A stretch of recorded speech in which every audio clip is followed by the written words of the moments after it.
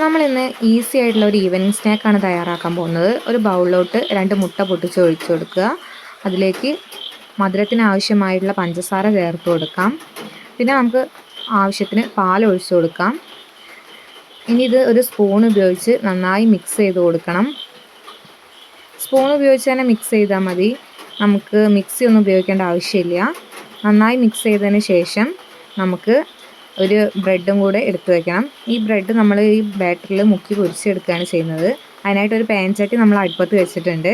അതിലേക്ക് ഒഴിച്ചെടുത്ത വെളിച്ചെണ്ണയാണ് കേട്ടോ. നമുക്ക് നെയ്യോ വെണ്ണയോ എന്ത് വേണമെങ്കിലും ഉപയോഗിക്കാം. നമുക്കിനി ബ്രെഡ് നമുക്ക് ഓരോന്നായിട്ട് ഈ ബാറ്ററിൽ മുക്കി പൊരിച്ചെടുക്കാം.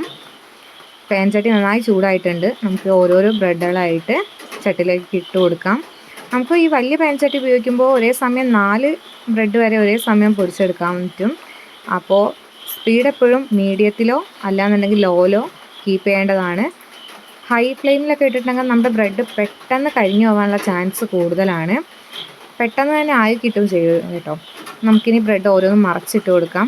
നമുക്കിനി ഓരോന്നായിട്ട് പ്ലേറ്റിലേക്ക് സെർവ് ചെയ്ത് കൊടുക്കാം. അധിക സമയം വേവിക്കേണ്ട ആവശ്യമൊന്നുമില്ല. പെട്ടെന്ന് തന്നെ തയ്യാറാക്കിയെടുക്കാവുന്ന ഒരു സ്നാക്കും കൂടിയാണിത്. നമുക്കിത് ചായ കൂട്ടി കഴിക്കാവുന്നതാണ്.